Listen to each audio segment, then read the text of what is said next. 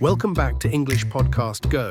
I'm Cyrus, and each episode brings you closer to confident English. Let's jump into today's episode. All right, welcome everyone to The Deep Dive. Hello. This is where you bring us source material, could be articles, research, notes, anything really, and, well, we dig in together. Yep, our job is to sift through it all, pull out the key insights, the really important stuff. Basically giving you a shortcut to getting informed. We try to cut through the noise and find the gold. Exactly, making the connections, highlighting what genuinely matters in the sources you share. And today, we've got some really, really compelling material. We're doing a deep dive into excerpts from Sheryl Lee Ralph's TED Talk. It's called A 3-Step Guide to Believing in Yourself. Yes, that's such a powerful talk, and especially powerful because she gave it not long after that incredible Emmy win for Abbott Elementary back in 2022. Oh, that moment when she sang on stage, just unforgettable. Absolutely. That song about being a woman, an artist, it just went everywhere, didn't it? It really did. And what's so interesting is how she described her own reaction to winning. She said she was shooketh into disbelief. Right. Stunned. Totally overwhelmed. Said she barely remembered even getting up on stage. It's quite something, isn't it? It really is. A fascinating place to start because it shows that even at, a peak moment of recognition, that immediate gut reaction can still be disbelief. Yeah, it suggests that believing in yourself isn't always this constant, fixed state, even for someone, well, like her, so accomplished. Exactly. So our mission for this deep dive is to explore her journey, leading up to that Emmy, and maybe more importantly, unpack the actual steps she lays out in the talk, these practical steps for building and holding on to self-belief. And she connects it so well to why this is crucial right now. Yeah. She points out that, look, a lot of people feel deeply challenged today, carrying this huge weight from, well, everything. The pandemic's long shadow, the political divides, violence, climate anxiety, social media pressure. It's a lot. It is. And all that makes it really hard to believe in the world's goodness sometimes, right? And maybe even harder to believe in ourselves. That really resonates. She talks about needing a checkup from the neck up. Yeah, and she's clear. This isn't about medicine. It's about consciously, actively reframing how we think, how we cultivate that internal belief. And her own life story is just such a vivid example of the principles she's talking about. Her experiences aren't just little stories. They're the bedrock of these steps. Even though her journey started decades ago, facing different kinds of rejection. Right. Different era, different challenges maybe. But the way she built belief, those mechanisms, they seem incredibly relevant for dealing with the pressures people face today. Okay, let's get into it then. So Sheryl Lee Ralph, on that Emmy stage, thinking back, she mentions her first movie at just 19 was Sidney Poitier. I mean, talk about starting strong, almost impossibly strong. Right, but then she talks about what followed. A decade, she says, of hearing no, no, no for film roles consistently. Wow, a whole decade. So she pivoted, right? Went into TV, found some success there, but still hit walls before eventually getting that huge break on Broadway with Dreamgirls. Such an iconic role.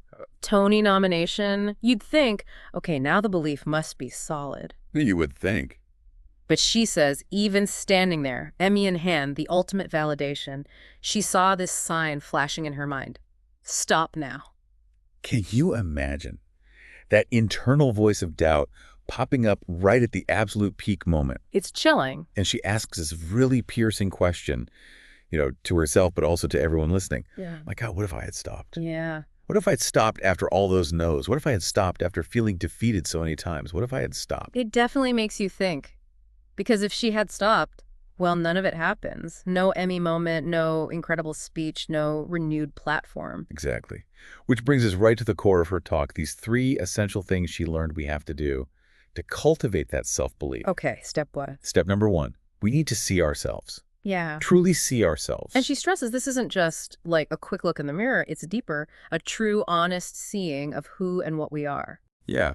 And the story she tells here, it's deeply personal from her childhood. She tested into this very white private school back in the 60s. She was the only black kid. Oh, wow. And she describes the incredibly hurtful, racist things people said. Not just kids, adults too. That must have been devastating. She'd come home crying, just heartbroken. And her mother, who was a Jamaican immigrant, had this very specific, very powerful ritual. Okay. She'd sit Sheryl Lee down right in front of the mirror. But here's the key. She didn't just say there. She asked pointed questions. Like what? Like, Do you see an N-word looking back at you? Do you see a liar? Do you see a big lip monkey?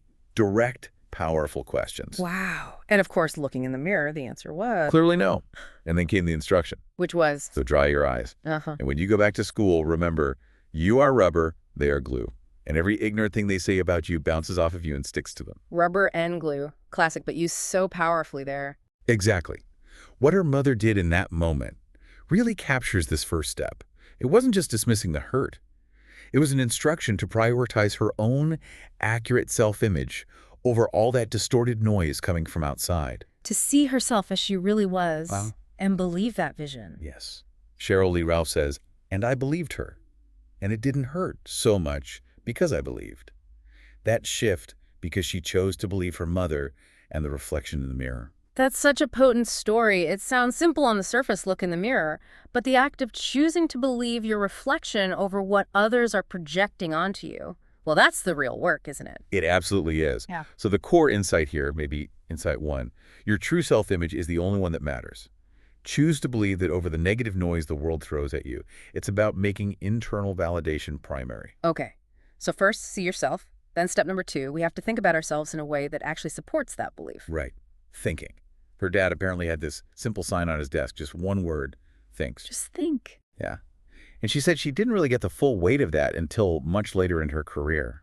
And the story she uses for this step, it's pretty jaw-dropping. Yeah. About a meeting with a major studio casting director. This was after her Broadway success. Yeah, after Dreamgirls. So she walks in, feeling hopeful, probably expecting some recognition for her success. Makes sense. And the director, well, his response is just shockingly blunt and dismissive. He basically looks at her and says something like, look, everyone knows you're a beautiful, talented black girl, but what am I supposed to do with that?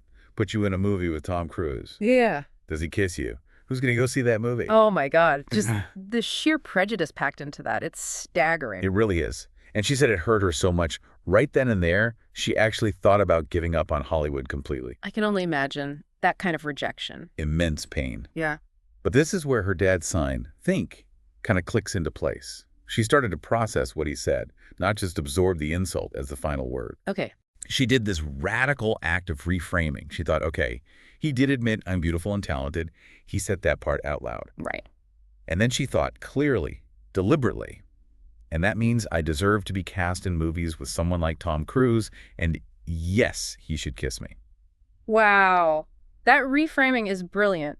She didn't just ignore it or push it away. She took his premise, beautiful, talented black girl, and she tacked on her own conclusion, and I belong here. Exactly. It turned his negativity, his attempt to put up a wall, into a kind of affirmation, a stepping stone for her own belief. She weaponized his own words against the negativity. Pretty much.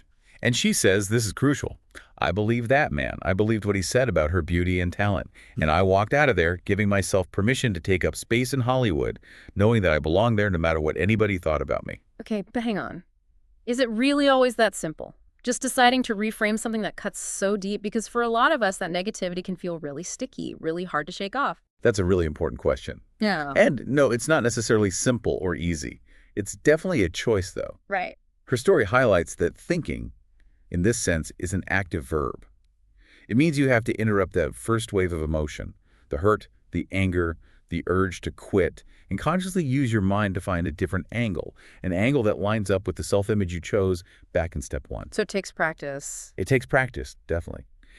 But her example shows the sheer power of deciding that someone else's limited view of you doesn't automatically become your reality. You don't have to adopt their belief about you. Okay, that makes sense. So step 1 is seeing yourself accurately. Step 2 is actively thinking in a way that affirms that self-image, which leads us to step 3. Step 3, we have to act like we believe in ourselves. We have to put that belief into action. Because just seeing and thinking isn't enough. Not entirely. Yeah. As she puts it, when you actually step out and act from that place of belief, well, that's when you open doors. You create possibilities that just wouldn't even exist if you were hesitating or holding back out of doubt. And the story for this one is also fantastic. She's in some crowded Hollywood party or room. This is still post-Dreamgirls navigating the industry. Right, and she spots Harry Thomason, the producer whose wife, Linda Bloodworth Thomason, created the hit show Designing Women. Okay. And she describes just walking straight up to him. Now, think about the confidence that took after the decade of no's, after that awful casting director meeting. Yes, serious guts. And she doesn't beat around the bush. She challenges him directly. Referencing Anthony, one of the main characters on the show, she asks him something like, how is it possible that after all these years, Anthony hasn't had a relationship with a black woman? I mean, the show is set in Atlanta, Georgia. Whoa. That is bold action, just straight up calling it out based on her belief that it should be different, that she could be that different. Totally. She wasn't waiting for someone to ask her opinion or offer her a role. She was asserting a possibility based on her belief in herself and what made sense. What did he do? Apparently, he kind of took a step back, surprised, and just asked, who are you? And she told him. She seized that moment. Stated clearly, confidently, I'm Sheryl Lee Ralph. And he just said, have your people call my people. Did they? They did. And because she acted on that belief that she belonged, that she deserved that shot, that her idea had merit, guess what? She got cast. She got cast. She joined the final season of Designing Women, playing Etienne Toussaint Bouvier, who ends up marrying Anthony. No way. That happened just because she walked up and said something. It happened because she didn't just think she should be considered or hope someone might notice her talent. She acted. She gave herself permission, like she said, to take up space, to make the suggestion, to ask for the opportunity she believed was possible if she was ready for it. She believed if she did the work, honed her craft, anything was possible. That really drives home Insight 3. Belief isn't just internal. It demands bold action. It's about giving yourself permission to step up and ask for what you believe you deserve or what you see as possible. Absolutely. Her whole journey, really culminating in that Emmy win, it's just this powerful illustration of how seeing yourself truly, thinking with intention, and then acting from belief, how that can literally transform potential into reality, even when things seem stacked against you. Okay, so wrapping up this deep dive into Sheryl Lee Ralph's talk and her incredible journey, the core message she leaves us with, it seems to circle back to the most fundamental relationship we have. Yeah, she says it plainly. The greatest relationship you will ever have is the one you have with yourself. And that starting point she offers for working on that relationship. It's almost disarmingly simple, but it takes real courage. Just look in the mirror. Start there. Start there. And she kind of gives us a scale, doesn't she? She challenges us to work towards loving what we see, but she acknowledges that might feel like too much sometimes. Right. She says, if loving feels too hard right now, okay, scale it back. Aim to respect what you see in the mirror. And it's not respect. Then encourage it.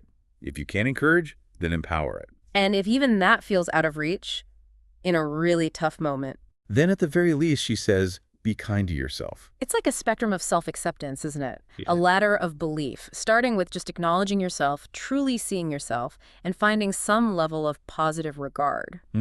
Starting with that fundamental act of seeing and acknowledging your own worth, your own existence. And then she connects it all back with that powerful image looking in the mirror. That, she says, is what believing looks like. Yeah, it's quite a statement.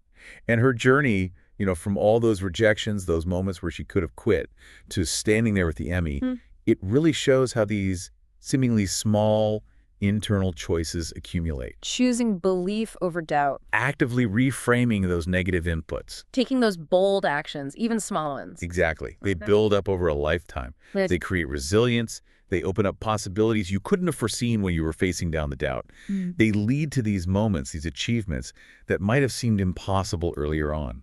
It really makes you wonder, doesn't it? Her path suggests that even these small, consistent choices matter hugely over time. It leaves you thinking, how might applying just one of these steps, maybe just consciously trying to see yourself accurately today, or catching one negative thought and reframing it, or taking one small action based on self-belief, how might that begin to shift your own path over time? What's one small step, maybe even right now, that you could take?